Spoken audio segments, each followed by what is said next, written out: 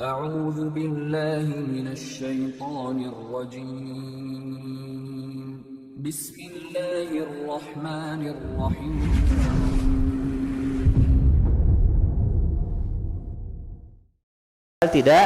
Tidak benar, ini enggak boleh. Bahkan Nabi ulang sampai 3 kali, wailun lahu, celaka bagi dirinya. Ya, wailun sebagian ulama menafsirkan sebagai neraka wail. Ada yang menafsirkan sebagai kecelakaan, doa yang buruk untuk orang yang berdusta dalam candanya, ya. Ini yang kedua. Yang ketiga, kapan bercanda diharamkan? Kalau mengambil milik orang lain, meskipun nanti niatnya dikembalikan. Ya, nyembunyiin barang teman. Ya, HP teman disembunyiin, dia udah cemas. Ya, kemudian ketika dia udah mau nangis, ini HP-nya gitu, ulang tahun udah semester. Ya, itu bahaya, Pak. Kenapa? Bisa jadi orang udah sudah membuat orang sakit hati, sedih. Ya, ini adalah bercanda yang tidak dibenarkan, mengambil milik orang lain. Bahkan Nabi SAW mengatakan, la ya'khudana hadukum mata akhihi la'iban wala jaddan. Gak boleh seseorang mengambil barang temannya, baik bercanda maupun serius. Kalau serius jelas, Pak, ya, namanya maling, ya. Tapi bercanda, ya disembunyiin atau diambil, disimpan. Ketika dia udah mau nangis, kembaliin, ini dilarang kata Nabi. Bahkan taukid, penegasan, la ya'khuzanna, benar-benar gak boleh. La'iban wala jadan, meskipun bercanda ataupun serius. Wa man akhadha 'asa akhihi falyaruddaha, siapa yang mengambil tongkat saudaranya, maka dia harus kembalikan. Ini yang ketiga. Enggak boleh bercanda dengan mengambil barang milik orang lain. Yang keempat, bercanda yang diharamkan yang disertai dengan sikap menakut-nakuti orang. Yang nomor 3 tadi masuk poin ini, Pak, nakut-nakuti. Atau bahasa sekarang yang viral apa? Ngeprank. Prank. Ya, tiba-tiba datang polisi, ya, dibilang bahwasanya suaminya pengedar narkoba. Wah, istrinya histeris dan seterusnya. Ya, ketika sudah mau dibawa, prank, itu kameranya. Ya, ini enggak diperbolehkan. Kenapa? Karena tadi ini bercanda yang berlebihan. Gimana kalau jantungan, Pak? Jantungan mati, masuk rumah sakit, ya, bahaya. Jadi jangan hobi-hobi ngeprank seperti ini. Ya, jangan hobi-hobi ngeprank. Dalam Islam diharamkan menakut-nakuti. La yahilu li muslim an yurawi'a musliman. Tidak halal, artinya haram bagi seorang muslim menakut-nakuti muslim yang lain. Nelpon, benar ini Bapak Fulan? Benar. Ya, kami dari kepolisian mengabarkan bahwasanya anak Bapak tertabrak mobil. Ya, wow, udah cemas. Mohon maaf salah sambung gitu. Ya, bercanda. Oh, itu udah cemas. Dia udah gimana ini dan seterusnya. Jadi hati-hati, Pak, ya. Bercanda ada batasannya. Boleh-boleh saja, tapi jangan sampai masuk bentuk-bentuk yang dilarang dalam seperti yang kita sebutkan ini. Yang kelima, bercanda menggunakan senjata. Ya, baik pistol, ya, pedang, pisau, engkau. Ya, ini tidak diperbolehkan. Kata Nabi SAW, man asyara ila akhihi bihadidah fa innal malaikata tal'anuhu hatta wa in kana akhahu li abihi wa ummihi. Ya, siapa yang menunjuk-nunjukkan, menakut-nakuti saudaranya dengan besi, bisa jadi dengan tongkat dari besi atau yang semisalnya, maka malaikat melaknat dia selama dia masih mengacungkan senjata sama saudaranya, meskipun main-main. Hatta in kana akhahu li abihi wa ummi, meskipun dengan saudaranya sendiri, kakak adik, main-main.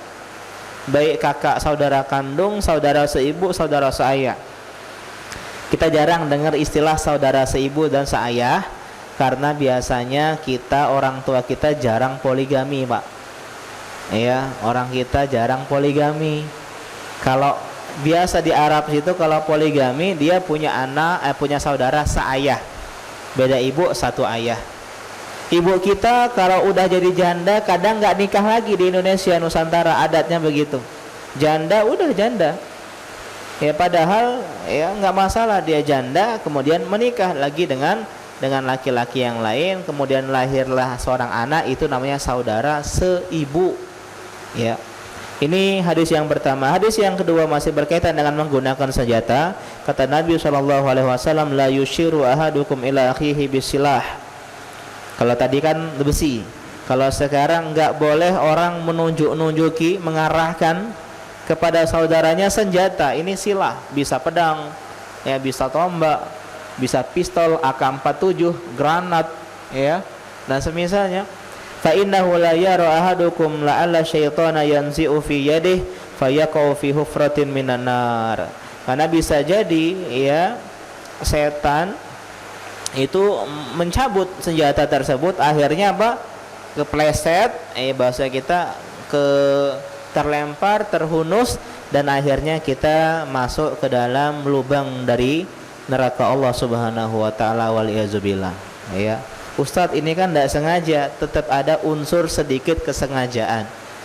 Karena kita berniat tadi menakut-nakutin, ternyata jatuh, maka ini juga diantara hal yang dilarang. Jadi jangan main-main dengan senjata, baik senjata beneran maupun senjata pura-pura. Kalau senjata pura-pura, pistol mainan misalnya, tapi kayak beneran, itu masuk ke poin yang sebelumnya, menakut-nakuti. Kalau senjatanya beneran, masuk menakut-nakuti dan masuk kepada menggunakan senjata.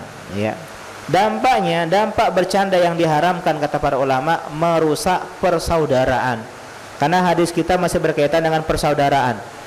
Ya, gara-gara bercanda berlebihan, kelewatan, teman jadi renggang, keles, ya kakak adik sediman, ya teman nggak seteguran lagi, gara-gara apa Pak? Bercanda. Jadi hati-hati soal bercanda, rusak persaudaraan, rusak pertemanan. Yang kedua dampaknya bisa membawa kita ke dalam dosa. Awalnya bercanda, ujung-ujungnya tadi melakukan hal-hal yang diharamkan, bohong hanya untuk bikin orang ketawa, ngejek orang, ya, kemudian ngumbuli orang, gibahin orang, asusila, pelecehan dan semisalnya, gara-gara pintu yang tidak terkontrol.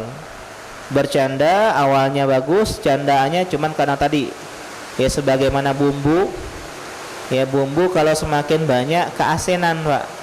Hidup sayur ndak ada bumbu nggak enak, hambar. Ya, tapi kalau bumbunya kebanyakan maka juga nggak enak. Jadi sesuai dengan porsinya, ya sesuai dengan porsinya. Yang ketiga, di antara dampak buruk dari bercanda yang diharamkan, mematikan hati. Kenapa? Karena banyak tertawa. Ya jangan sering-sering nonton stand up comedy Pak. Ya jangan sering-sering dengar stand up comedy yang lucu-lucu dan seterusnya, ya komedi lawak dan seterusnya. Kata Nabi, la tuktirid dahik, jangan perbanyak bertertawa, fa inna kathratad dahik tumitul qalba, karena banyak bercanda ini bisa mematikan hati. Ini yang terlarang, bercanda yang terlarang. Yang kedua tadi ya, bercanda yang tercela. Sekarang bercanda yang diperbolehkan, bahkan bisa jadi dianjurkan. Ya sebagaimana debat, ada debat yang diperbolehkan, ada yang tidak diperbolehkan. Kapan bercanda yang tidak dilarang, yang diperbolehkan? Lawan dari bercanda yang dilarang. Kalau dilarang tadi bercanda berlebih-lebihan, artinya ini bercandanya tidak berlebih-lebihan.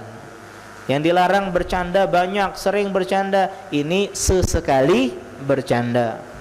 Kalau yang tadi bercanda bohong nggak boleh, berarti yang boleh bercanda dengan kebenaran, dengan kejujuran. Ya. Kalau tadi niatnya nyakitin orang, nakut-nakutin, ini tujuannya untuk keakraban, untuk kedekatan, untuk meredakan konflik amarah dan semisalnya. Dan Nabi SAW teladan kita pun juga bercanda. Ya, qalu ya Rasulullah innaka tudaibuna. Nabi, engkau ini bercanda sama kami.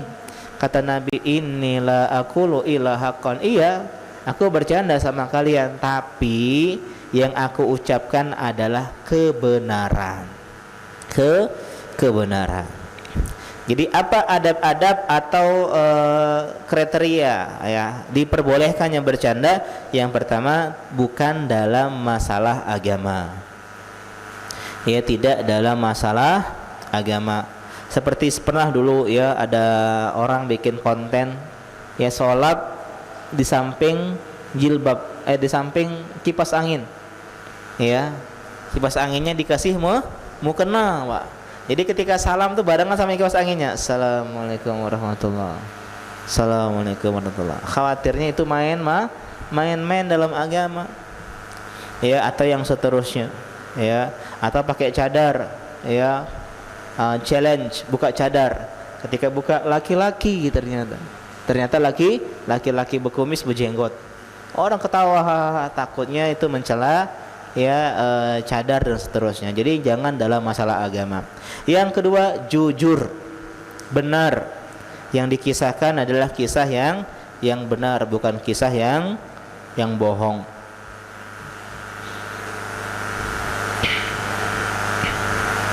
Kemudian yang ketiga, tidak berlebih-lebihan, tidak terus-menerus. Wah, isi kajian dari A sampai Z canda semua.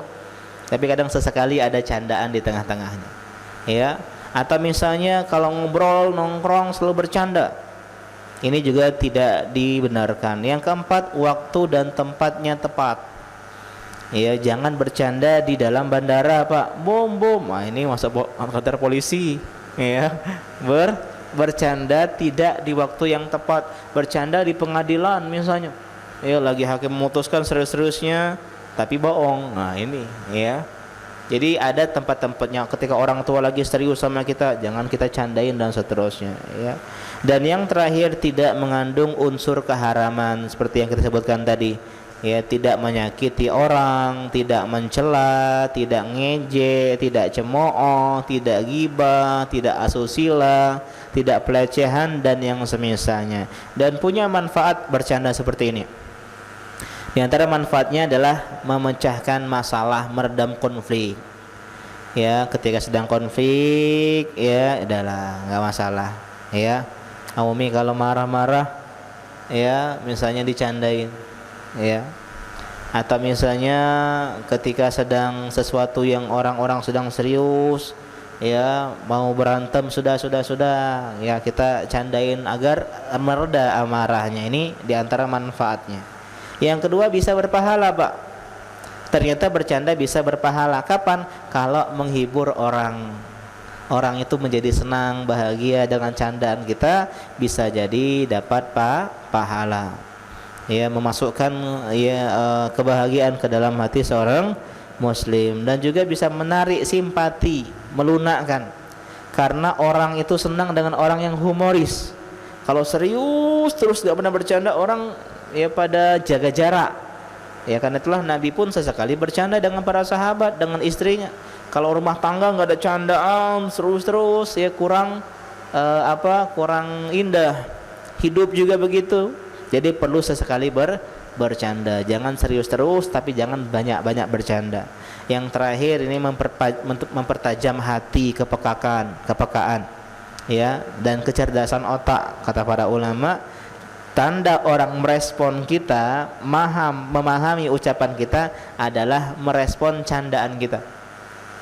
Kalau candaan kita krik, iya, ya orang nggak paham nih candaannya apa maksudnya, ya.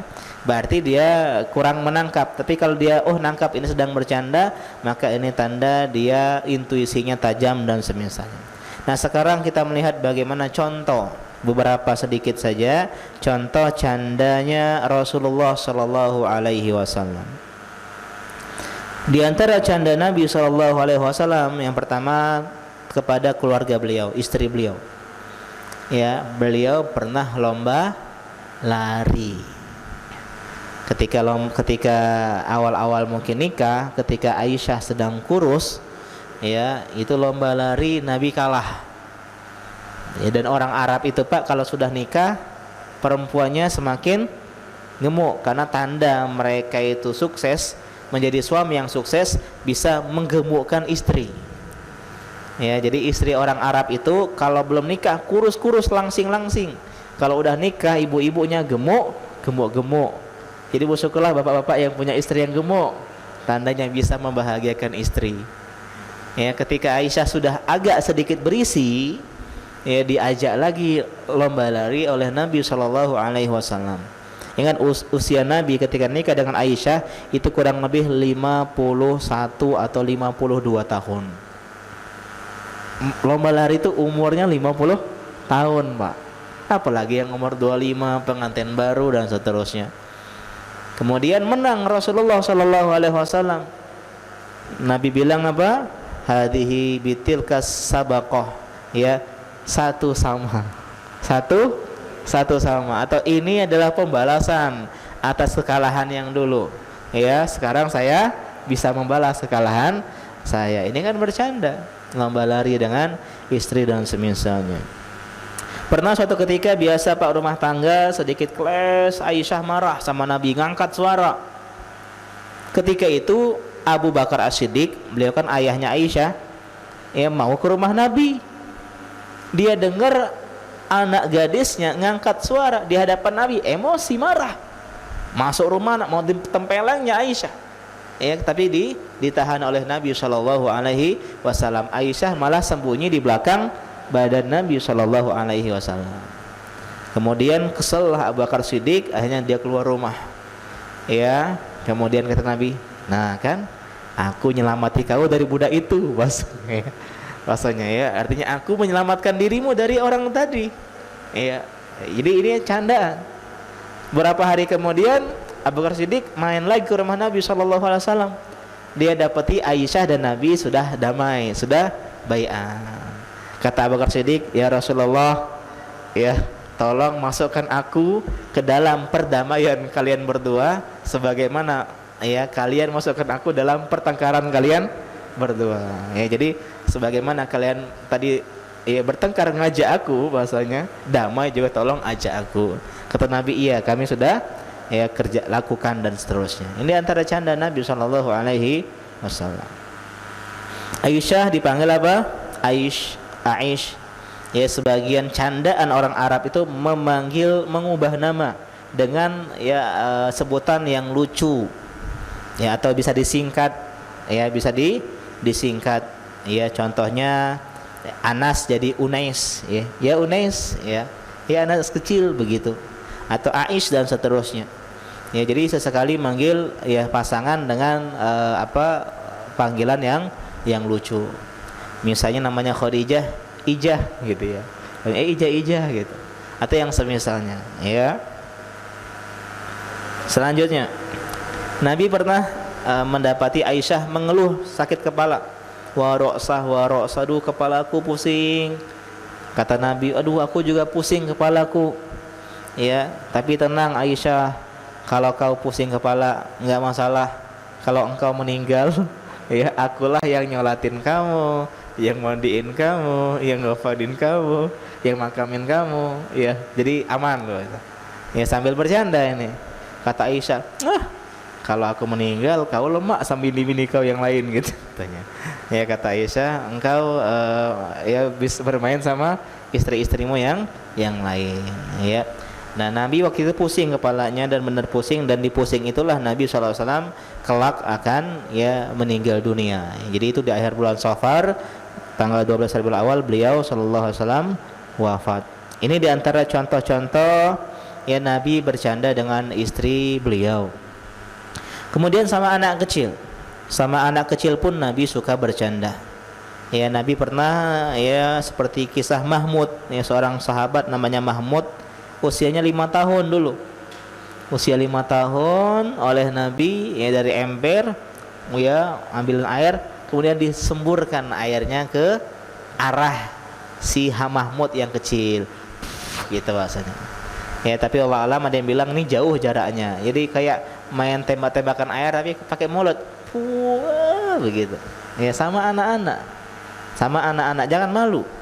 Sebagian ikhwan ngerasa main sama anak itu menurunkan muruah, enggak Pak. Ya, lari-lari sama anak-anak dan seterusnya. Ya, Ini diantara tanda ketawaduan, kerendahan hati Nabi Shallallahu Alaihi Wasallam. Nabi pernah menjulurkan lidah kepada Hasan, Hasan.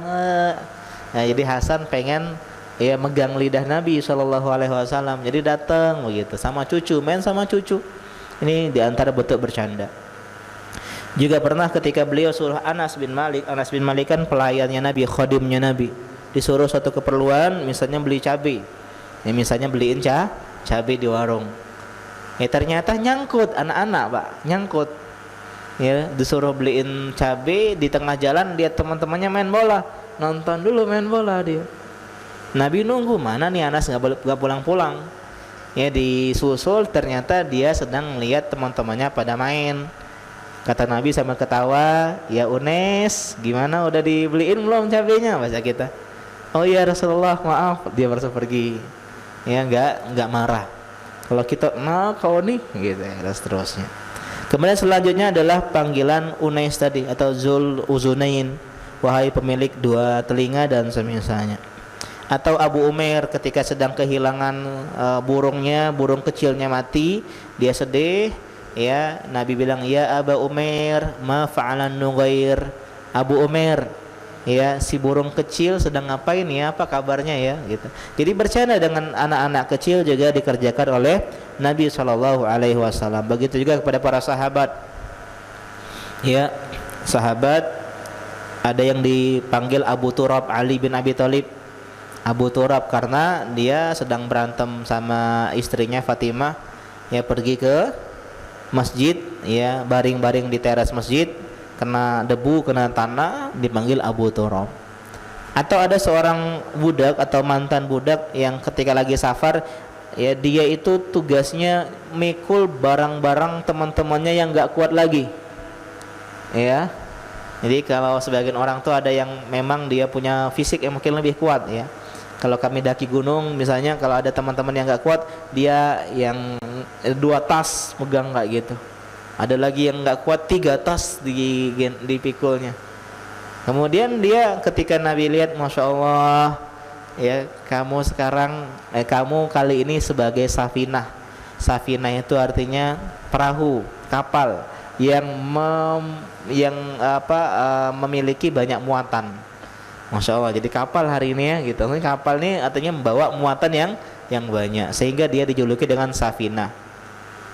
Atau yang lebih sering kita dengar, canda Nabi SAW kepada seorang yang pengen dapat tunggangan. Lagi pergi, ya Rasulullah, ada tebengan enggak, bahasa kita, ya. Atau ada motor nganggur enggak, bahasa kita. Kalau dulu kan hewan kendaraan, ya ada, insya Allah saya nanti kasih, atau saya akan berikan anak onta. Anak onta. Dia heran, anak onta, ya. Gimana? Apa yang dikerjakan untuk oleh anak onta?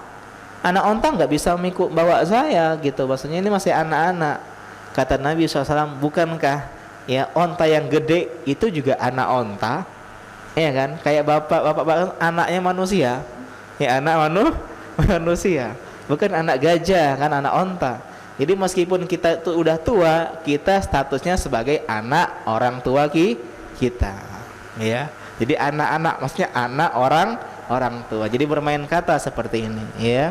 Masya Allah. Ya. Ini diantara contoh-contoh ya candanya Nabi SAW. Ada sedikit yang disalahpahami seperti kasus nenek-nenek yang datang ke Nabi, ya Rasulullah, nenek-nenek pacar tidak masuk surga, cak aku, nenek-nenek cak aku nih, kata beliau, bisa tidak masuk surga?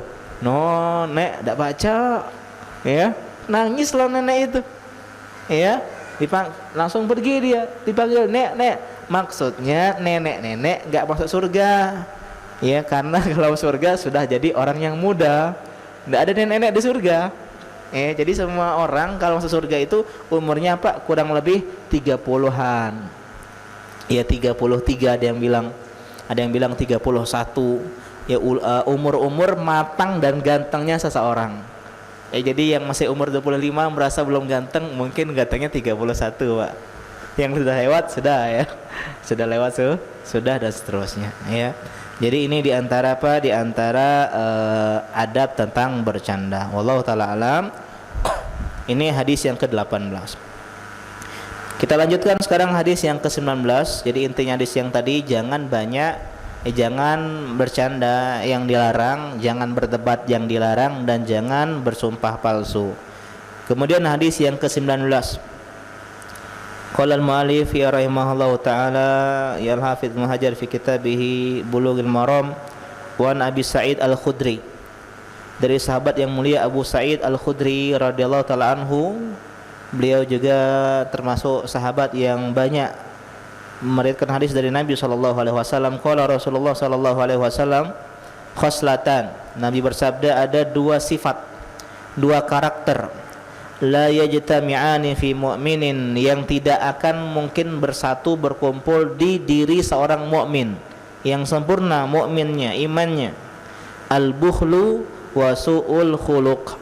Yang pertama adalah bakhil, pelit bahasa kita, ya, atau bahasa Palembangnya cemekean, getah basa dan seterusnya, ya. Wa su'ul khuluq, dan akhlak yang buruk. Akhrajahu Tirmizi wa fi sanadihi dha'fun. Hadis ini riwayat Imam Tirmizi dalam sunannya, tapi di dalam sanadnya ada kelemahan. Kenapa? Karena ada seorang yang bernama Sodaq.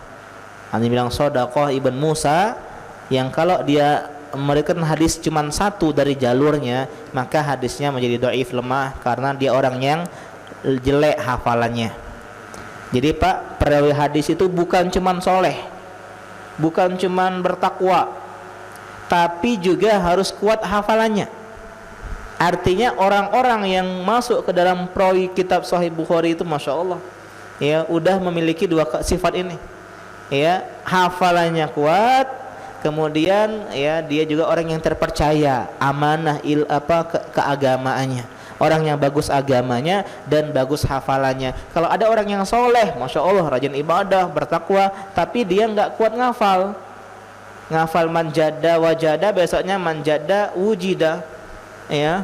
Hari ini ngapal misalnya innamal a'malu binniyat, besoknya bilang innamal a'malu misalnya yang lain, ya, misalnya binayat dan seterusnya. Kenapa? Karena jelek hafalannya. Maka ketika ada orang yang jelek hafalannya, membuat hadis itu menjadi dhaif. Tapi meskipun dhaif demikian, dhaifnya yang ringan, ya, masuk kategori yang ringan. Meskipun demikian, hadis ini kata para ulama maknanya benar, sama kayak hadis sebelumnya tadi, ya, maknanya dibenarkan karena ada hadis yang lain. Kata Nabi SAW, la yajtami gubarun fi sabilillah wa dukhanu jahannam fi wajhi rajulin abadan. Tidak akan bergabung debu-debu di jalan Allah. Ini orang yang berperang jalan Allah, ya, kena debu wajahnya kan. Tidak akan bergabung debu-debu yang tadi dengan debu-debu neraka jahanam atau asap-asap neraka jahanam. Jadi kalau ada orang yang wajahnya sudah kena debu medan jihad di jalan Allah yang sebenarnya, tidak akan terkena dengan asap neraka jahanam. Ini diantara keutamaan orang yang berjihad di jalan Allah Subhanahu wa taala. Kemudian wala yajtami'u syuhu wal iman fi qalbi 'abdin abadan, dan tidak akan bersatu, ya, rasa syuh, rasa kikir dan keimanan di dalam hati seorang hamba selama-lamanya. Maksudnya apa tadi? Keimanan yang sempurna, ya. Jadi hadis ini artinya bukan tidak ada orang yang, ya, kalau ada bakhil enggak beriman, kafir, enggak. Maksudnya orang yang bakhil tidak sempurna keimanannya. Bakhil pernah kita bahas sebelumnya tentang bakhil, ya. Syuh itu kan gabungan antara bakhil sama tamak, ya. Kikir itu levelnya di atas pelit. Kalau pelit cuman pelit, ya, tapi kalau kikir udah pelit tamak gitu loh, menggabungkan antara pelit dan tamak. Ini kita bahas bakhil saja, tingkat yang rendah dari kikir. Arti bakhil adalah man'ul wajib, tidak mau memberikan hak orang lain. Ya, misalnya seorang suami, ya, apa kewajiban dia? Apa hak istrinya? Mendapatkan nafkah istrinya, dan dia nggak mau ngasih nafkah istrinya. Ini namanya bakhil. Misal dia punya harta, dia sudah bisa umroh, bisa haji, ya, tapi dia nggak mau, ya, haji, nggak mau umroh bagi mendapat wajibnya umroh, maka namanya bakhil. Orang yang udah kena zakat, dia nggak mau berzakat, namanya bakhil, ya. Artinya tidak memberikan hak orang lain. Ini level yang paling level yang sederhana. Yang atasnya lagi tidak mau memberikan karunia yang Allah berikan. Nggak pernah sedekah sama sekali. Nafkah jalan, zakat jalan, oke, tapi nggak pernah berbagi sama orang. Ya, contoh-contohnya anak-anak kalau makan sendirian. Ya, ini tolong dilatih, Pak. Terkadang pelit ini gara-gara kita yang salah didik. Cobalah kalau ngasih makan ke anak, kasih makan 2. Anak ini atau adik, ini kasih teman adik. Jadi dari kecil sudah dibiasakan dia punya sifat yang tidak bakhil. Ya. Kata para ulama, bakhil ini bukan hanya tidak memberikan harta, tapi segala yang kita punya. Enggak mau nolong orang padahal mampu, bakhil. Tidak mau berikan ilmu, ya, misalnya dia udah jadi ustadz, ya, atau ini diminta mengajarkan yang memang tidak ada udzur, ya dia nggak mau, maka ini termasuk bakhil. Bahkan kata para ulama, bakhil, ya, ilmu itu kadang jauh lebih bahaya dibandingkan bakhilnya harta. Termasuk bakhil dari kebaikan, nggak mau pengajian sama sekali, bakhil. Padahal waktunya banyak, nggak mau baca Quran, padahal bakhil. Karena itulah diantara bakhil kata Nabi adalah orang yang nggak mau bersolawat. Kenapa? Solawat gampang, ya, sallallahu alaihi wasallam sedikit, tapi dia ini nggak mau bersolawat meskipun cuma sedikit, artinya bakhil. Dalam hadis dikatakan, wa abkhalun nas man bakhila bisalam. Orang yang paling bakhil adalah orang yang bakhil mengucapkan salam. Assalamualaikum aja bakhil. Yang nggak pernah ngucapin salam dia, maunya orang yang ngucapin salam sama dia, bakhil. Bahkan untuk ucapan saja dia nggak mau, meskipun hadis ini sedikit para ulama mendoifkan hadis ini sebagiannya, ya.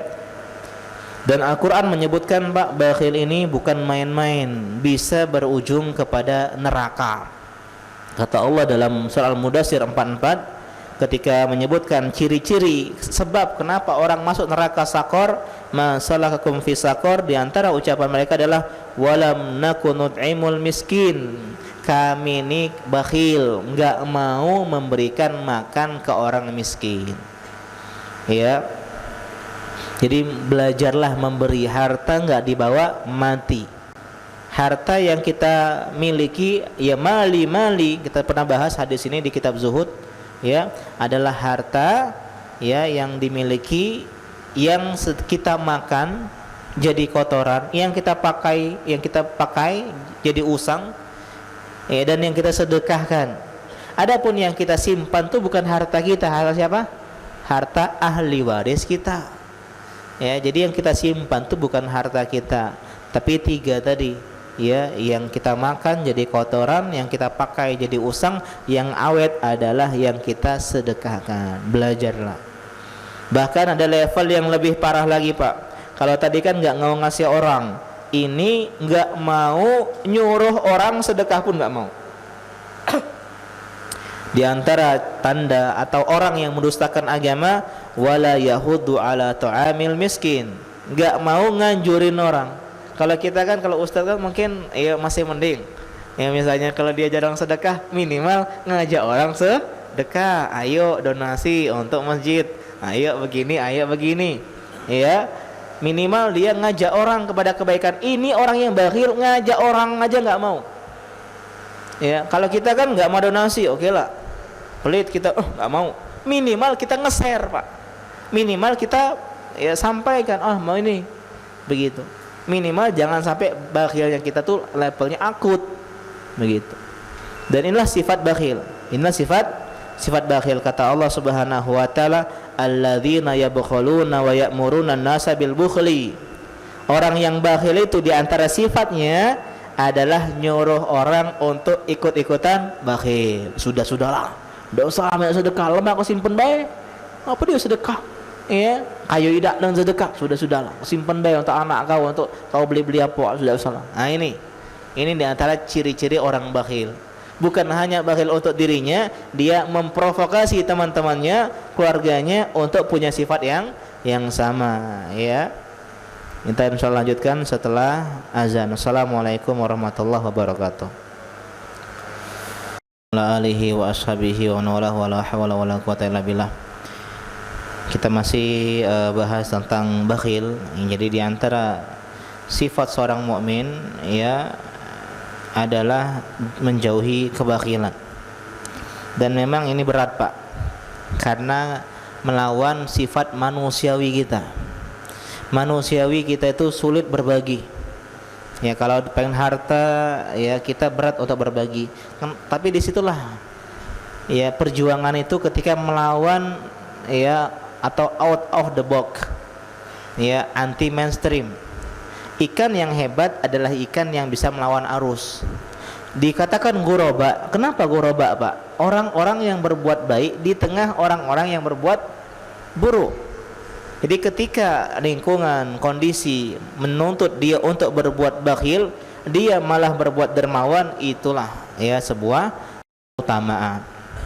Ya, jadi ini masalah kebakhilan, dan ulama menjelaskan bakhil terbagi menjadi dua. Pernah kita bahas juga sebelumnya.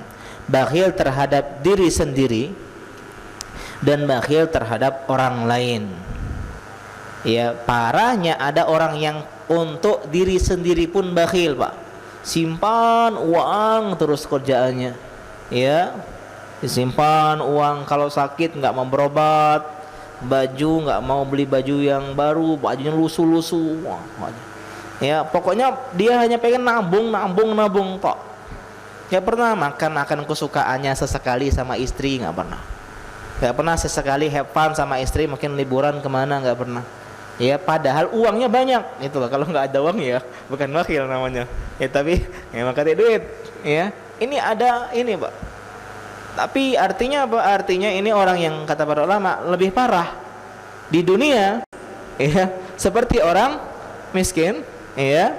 Tapi di akhirat dihisab dengan hisab orang kaya. Ya artinya di dunia udah nggak enak hidup miskin, ya. Di akhirat dihisab dengan hisabnya orang kaya.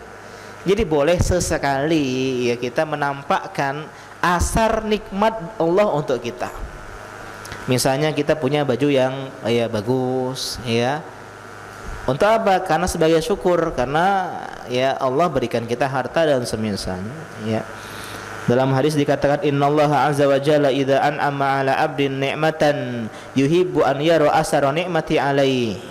Allah itu suka, Allah itu senang ngelihat kalau dia berikan nikmat kepada seseorang, orang tadi menampakkan ya bekas atau asar ya bekas nikmat tersebut. Ya, bukan berarti harus mewah, harus glamor, enggak. Ya, tapi jangan sampai ya hidup seperti orang yang melarat padahal dia kaya raya. Beda Pak, kalau miskin emang enggak punya itu emang sudah takdirnya.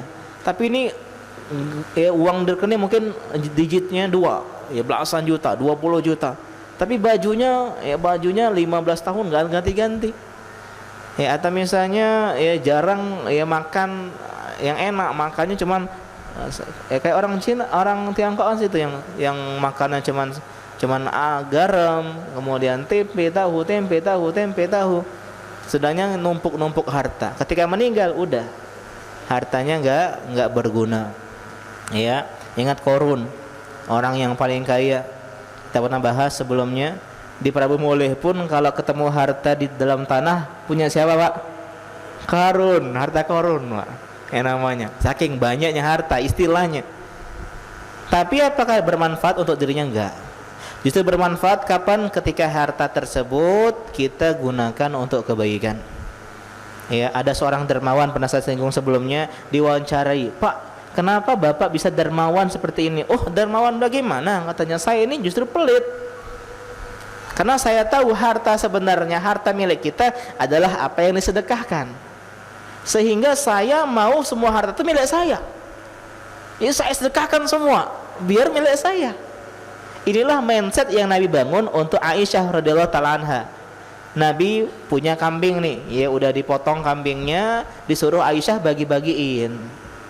Terus kata Nabi ketika udah selesai dibagi-bagiin, ditanya Nabi, "Aisyah, untuk kita sisa apa?"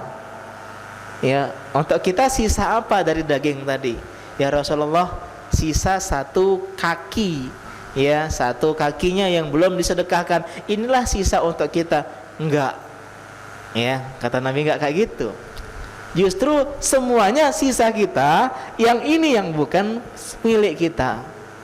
Artinya yang kita sedekahkan itulah harta kita sebenarnya.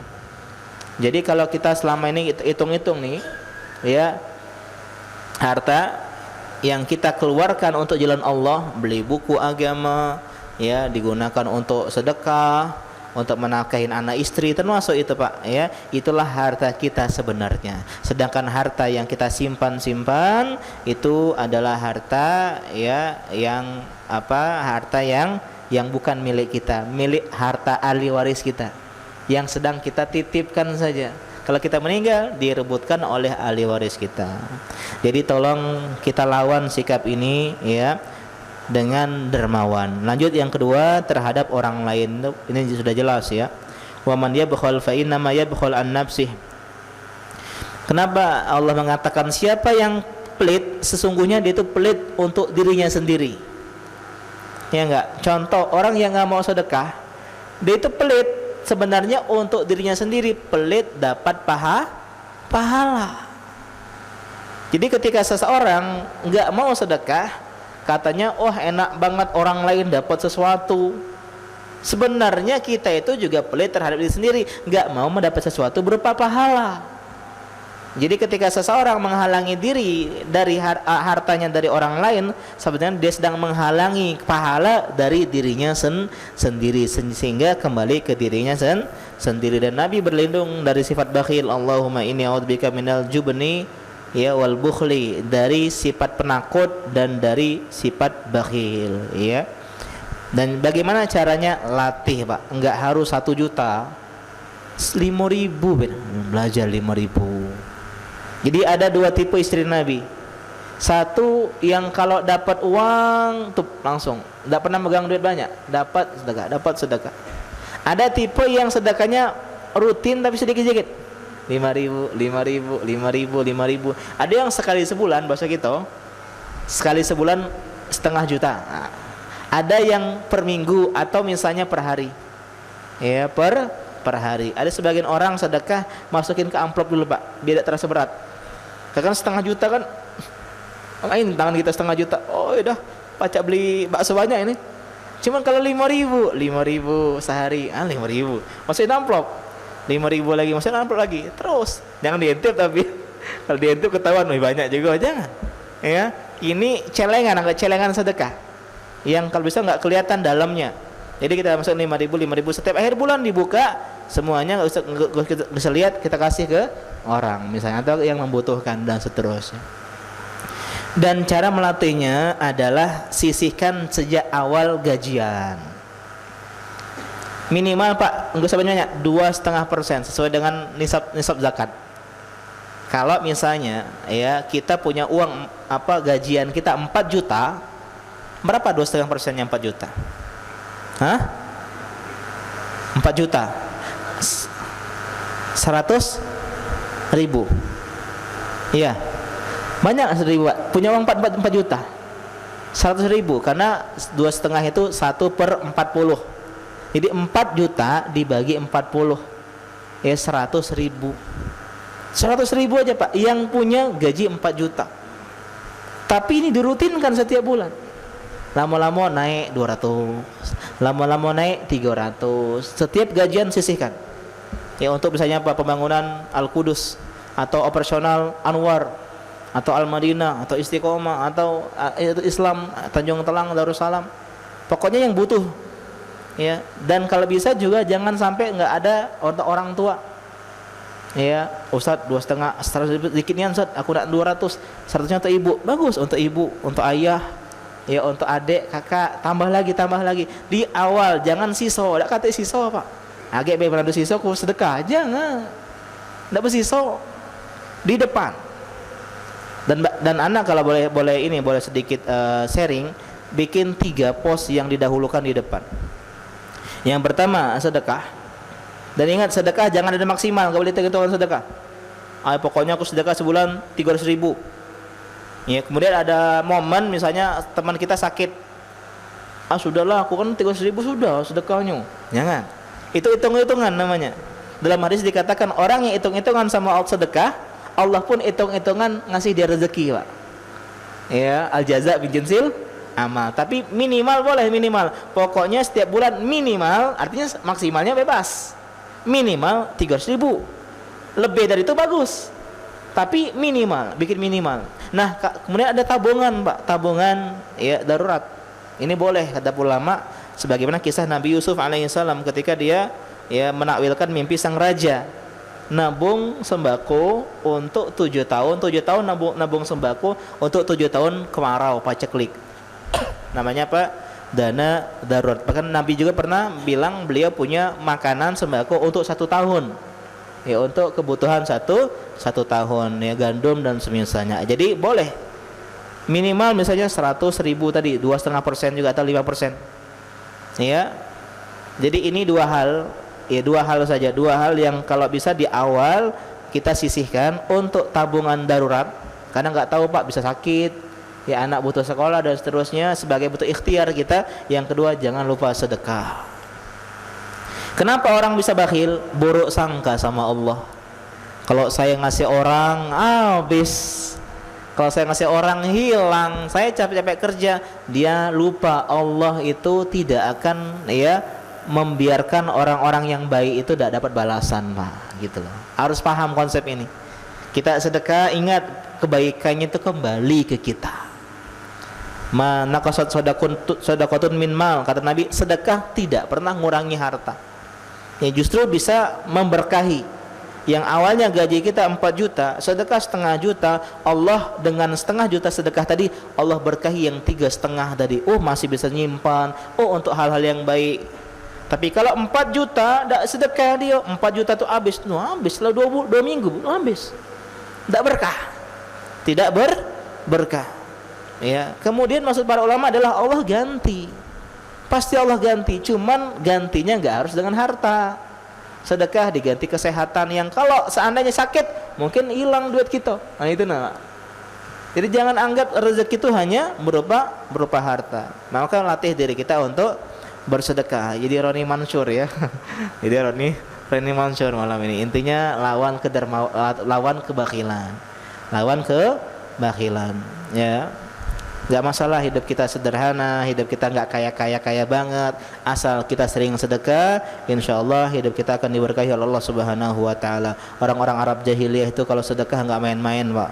Ya, kenapa? Harga diri seorang muslim. Dan kata para ulama, kalau kita sering sedekah, aib kita ditutupi. Oh iya, dia tuh galak ngerokok tapi rajin sedekah di sama kita. Udah lupa aib kita. Ya, coba kalau kita sering sedekah sama keluarga, dia akan melupakan kekurangan kita. Sama teman-teman akan memaklumi kekurangan kita. Kenapa? Karena kita rajin sedekah, dan orang-orang akan mendekat kepada kita, ya, dan juga bisa menjadi metode dakwah. Ya, misalnya kita pernah bahas orang yang nggak setuju dengan jenggot kita, cingkrang, ya, cobalah kasih harta. Kau ini ponaan, kata paman kita, ngapa kau ini sekarang cingkrang main ya? Jenggot, kau radikal kau nih. Ini om ada duit 300.000 om untuk THR. Oh iya, tidak apa-apa, panjang kalau jenggot kau, ya. Yang penting dapat duit. Begitu. Ya. Ketika tetangga kita sedang meninggal, ya, dia ngadain acara, ya kita nggak datang, besoknya datang kita. Saya nggak bisa datang semalam. Saya cuma bisa datang hari ini dengan sembako 1 karung beras. Oh, tidak apa-apa, tidak usah datang kau. Yang penting berasnya, katanya. Jadi kata para ulama, di antara sedekah, antara bentuk dakwah adalah dengan kedermawanan. Nabi pernah memberikan satu orang itu kambing sebanyak lembah. Kemudian dia balik-balik ke kampungnya. Woi, masuk Islamlah kamu, ya Muhammad tuh. Ya, tidak takut dia kemiskinan. Pokoknya masuk. Mungkin niat awalnya dapat harta, Pak. Enggak masalah. Semoga dengan lambat laun, ya, ikhlas karena Allah Subhanahu Wa Taala. Ya, Allah Ta'ala alam. Kemudian akhlak yang buruk tadi kita bahas juga. Kita belajar jadi akhlak yang baik juga untuk agar orang-orang tertarik dalam dakwah kita. Dan di antara cara kita menjadi akhlak buruk tadi adalah dengan belajar kajian ini, ya, tentang hadis-hadis tentang akhlak yang buruk. Araftu syarra lalis syarri walakin litawakihi. Kita mempelajari akhlak-akhlak yang buruk bukan untuk mengerjakannya, tapi untuk terhindar dari dirinya. Demikian pengajian kita pada malam hari ini. Insyaallah pada pertemuan selanjutnya ya mungkin 2 pekan lagi kita bahas tentang membalas celaan orang yang setimpal. Ya, apa hukumnya dan seterusnya, dan juga larangan memberikan bahaya dan mempersulit orang lain. Demikian kita akhiri. Silakan kalau ada pertanyaan, Pak. Ya. Ya silakan, Pak. Apa? Sedekah paling afdal, Masya Allah, bagus sekali pertanyaannya. Sedekah paling afdal untuk siapa? Sedekah yang paling afdal adalah untuk orang yang terdekat dengan kita, anak dan istri. Ya. Jadi balik ini Pak, beli martabak terang bulan. Ya. Praktekkan kedermawanan. Ini apa kesenangan dia, bakso. Ya, nunggu apa abi tiba-tiba. Ya, abi ingat terakhir ngasih hadiah kapan? Pas nikah pas nikah pengantin baru. Ya. Biasanya kita latih ya, itu yang paling afdal. Ya, kenapa? Karena yang paling sedikit tercium, Pak. Kalau kita sedekah sama orang lain, wah, orang akan muji kita. Iya enggak? Wah, fulan, dia tadi ngasih aku kemarin 1,5 juta. Wah, itu jadi viral itu di kantor kita. Tapi kalau kita sedekah untuk orang-orang terdekat, lebih ikhlas. Kenapa? Karena mereka tuh malu, Pak. Kalau kita ngasih orang adik kita, misalnya uang, ibu kita uang, sering nggak cerita, oh ya anak aku baik ini, enggak, malu dia. Jadi keikhlasannya lebih dapat. Kenapa? Karena kerabat dekat. Ya jarang ya kakak kita cerita ke mana-mana, oh ya adik aku duit, untuk kita, woi. Tapi kalau kawan kan, oh masya Allah aku traktir fulan kemarin, mantap nih. Akhirnya kita lebih tergoda untuk baik kepada orang-orang lain dan mengabaikan keluarga kita. Padahal mereka dapat 2 pahala sedekah dan pahala berbaik kepada karib kerabat atau keluarga, memuliakan keluarga, sama sepupu, sama keponakan, sama paman, sama bibi. Jangan lupa ketika lebaran terutama nabung, Pak. Nabung. Ketika THR bagi-bagi ke paman, berapa paman? 100.000 sih ke uang. Ya, keponaan, ya sepupu dan seterusnya, ya. Dan tadi jangan lupa istri dan anak-anak. Semoga Allah mudahkan kita jadi pribadi yang dermawan kepada anak, istri, dan juga kepada orang-orang terdekat kita. Jangan lihat dari banyaknya, Pak, tapi dari pemberian. Mungkin bagi kita cuman terang bulan berapa harganya? 5.000 cuman ya. Cuman murah 5.000. Jangan nyengok, tapi bisa jadi dengan 5.000 tadi orang akan tersentuh hatinya, akan bahagia. Itu yang kita inginkan. Ya, wallahu taala a'lam. Kita akhiri, ya semoga bisa dipahami. Subhanaka Allahumma wa bihamdika asyhadu an la ilaha illa anta astaghfiruka wa atubu ilaik. Assalamualaikum warahmatullahi wabarakatuh.